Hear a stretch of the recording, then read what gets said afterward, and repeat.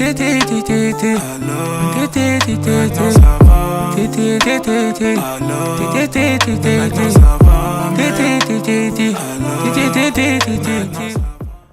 la team, on est encore là pour un nouvel épisode de Titi Showtime avec l'un, je pourrais dire, le plus blanc de tous les Ivoiriens, le Acharaf to Acharaf Peya. Mon grand dos, mon frère, mon Ayek. C'est toujours bien fait. On va causer un peu, on va faire quelques papos, tout et tout. En tout cas, on se met bien, Le Momo. On dit quoi? Ça va? C'est carré, non? On me sait que t'es prêt à des papas, mec. Toi, tu connais ces familles. Vas-y. Ok, le Momo, là, on va causer un peu, tu vois, de tout. De comment tu es arrivé dans l'univers musical ivoirien. Parce que là, on va pas se mentir, tu es un nom incontournable qu'on parle de Peya. On va parler de Peya, ça parle d'Acharaf, tout. Mais aujourd'hui, tu vas tout nous expliquer. Donc déjà, on va commencer par... Il faut que tu te présentes pour que ceux qui te suivent à l'étranger sachent c'est qui Momo Ayek. Je suis le Momo Ayek, le Charafto lui-même. C'est celui qui parle en arabe dans la team Peya là. C'est moi. Le Charafto lui-même. Ah, Celui qui parle en arabe dans la team Peya là. c'est lui qui est là. C'est lui qui est là. Donc c'est très bien, tu as déjà fait une transition à la team Peya et Momo Ayek. On ne peut pas dissocier la team Peya de Momo Ayek. Quand on dit team Peya, on pense automatiquement au, je vais dire en griffe, le blanc de la team Peya. Mais comment s'est fait cette connexion avec la team Peya? Bon, ça s'est fait naturellement. Hein. C'est venu, personne n'a forcé quoi que ce soit. C'est allé. Bon, on peut dire que c'est Dieu qui a fait. Hein. Ni moi j'ai forcé, ni aucun membre a forcé. C'est une amitié, une fraternité qui nous a poussé à, si tu veux, connecter l'univers arabe à l'univers français pour mettre dans un son. Un son. Ouais. Mais c'est comment, la première fois que tu as rencontré la team Peya, ou bien la première fois que tu as rencontré un membre de la team Peya, c'était où, c'était qui? C'était Zagba le requin. Zagba le... À mon grand frère Zagba le requin. Le quadranosaure. Il mange à table avec Bava Prada. C'était comment? Vous avez rencontré comment? Bon, d'abord, c'est Doliziana de Bordeaux que j'ai connu d'abord. Que je salue. Dans le showbiz, c'est C'est Doliziana. le premier que j'ai connu à Abidjan Mall dans mon restaurant. Ok. Ensuite, il avait un rendez-vous avec Nesmond Dokuy, ma grande soeur, ma maman. Nesmond. Qui est la grande soeur de Zagba le requin. La grande soeur de tout le monde d'ailleurs même. Qui est notre grande soeur, nous c'est ça. Maman. Yeah. Qui est venue avec Elou. Elou. Pour croiser Doliziana à Abidjan Mall. Ok. En ce moment, je venais de recevoir mes puffs. Ok. Et Elou m'a dit qu'il y a un de ces gars, qui est le petit frère de Nesmond, qui a un bon coin, que si je peux proposer mes puffs, ça va arranger. Ça va aller vite. Donc, il m'a donné le contact de la personne en question. Yeah. Donc, j'appelle la personne, c'est Zagba le requin. Ouais. Tu vois. Donc, Zagba vient me retrouver devant le moule. Et puis, on papote un peu. Et puis, c'est comme ça, c'est parti. Hein.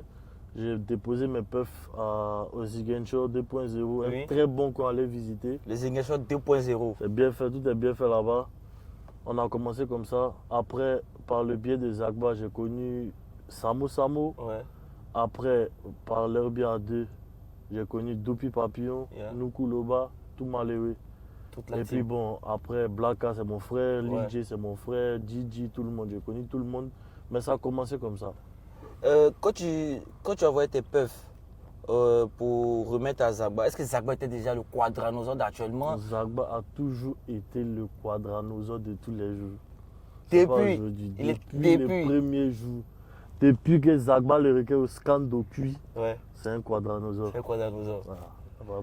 Donc là, quand vous êtes connus, tu lui as envoyé tes puffs, le lien s'est fait par les puffs.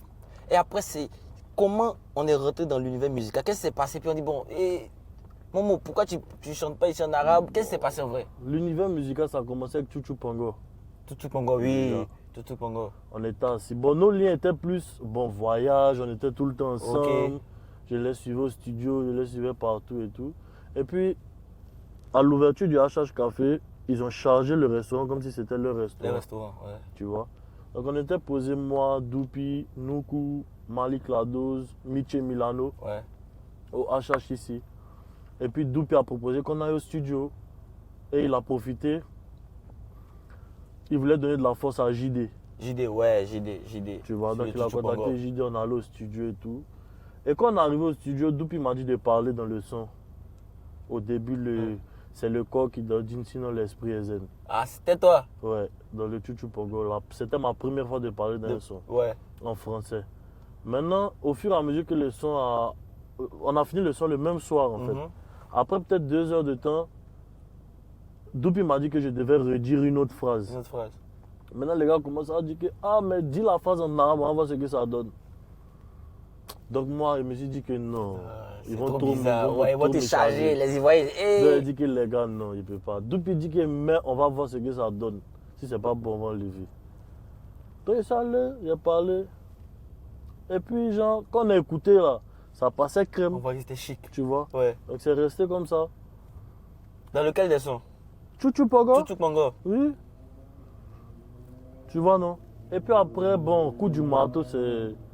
C'était le Tu vois, summum. c'était. C'était Voilà. ça qui a vraiment pris de l'ampleur. Sinon, c'est dans Chuchu Pogo que j'ai commencé à Que parler. tu as en commencé fait. par Ouais. parler. Moi, je voulais te poser une question là. Quand tu as commencé ta relation avec la Team Paya et tes activités, est-ce que tu arrives toujours à être aussi présent dans tes activités? C'est-à-dire, on te connaît entrepreneur, tu as des restaurants que tu gères. C'est comment tu arrives à distinguer? Est-ce que tu as toujours le temps? Parce que là, vous étiez en tournée en France, tu étais avec eux, vous avez fait les dates ensemble. Est-ce que ça a de l'impact sur ton business ou bien tu arrives à gérer tranquillement? Bon, je gère tranquillement puisque mon frère est encore plus connu que moi.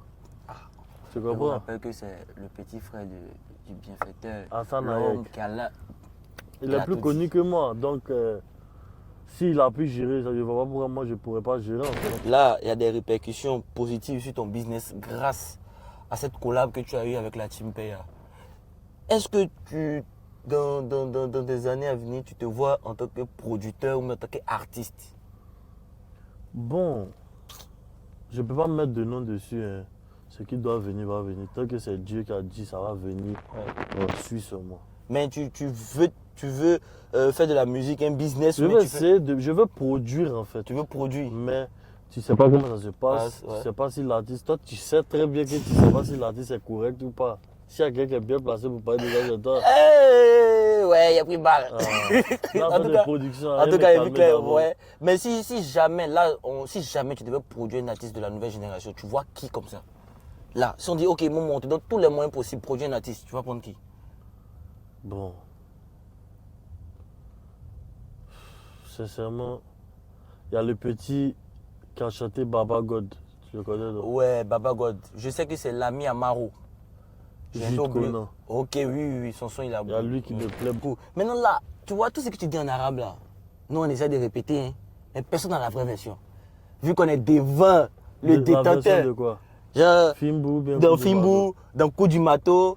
Marteau. Au coup du marteau, c'est simple. Tout le monde a pu répéter. Non, tout le monde a pu répéter, mais ça veut dire quoi?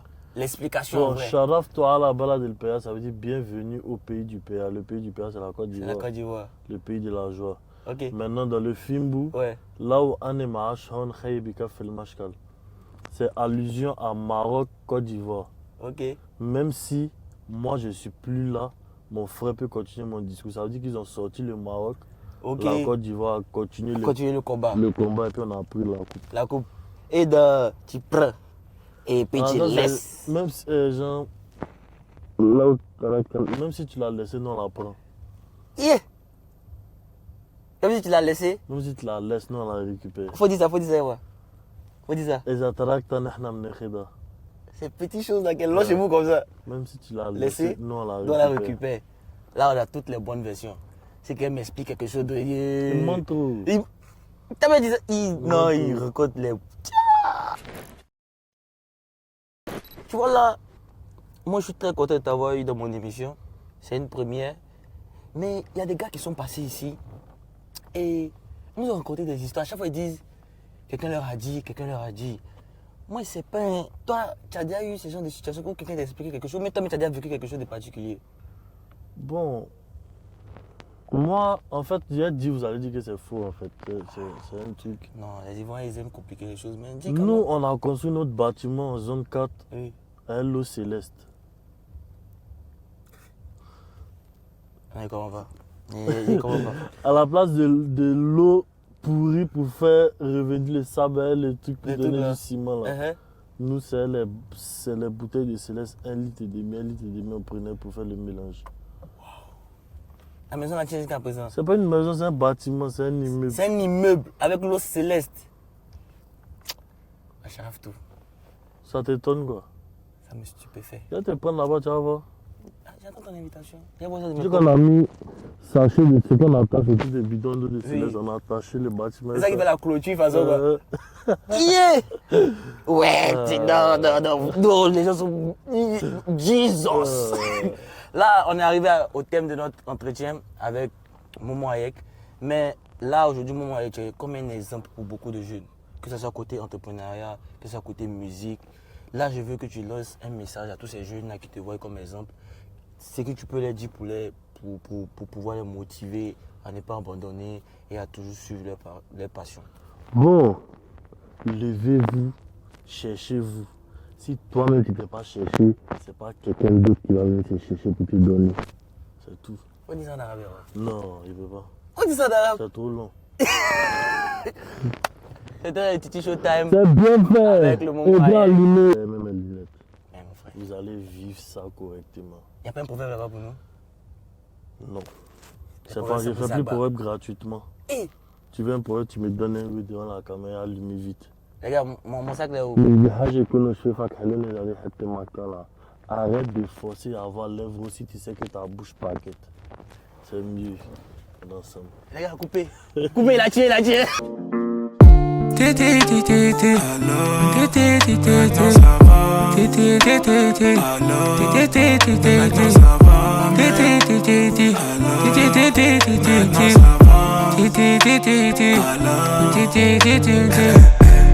Chegué n'a pas changé, jamais j'ai douté de mon réseau. On vit cette vie à 200, j'ai fait du sale mais j'ai mes raisons. Je suis gentil mais je peux tenir à ta quand même.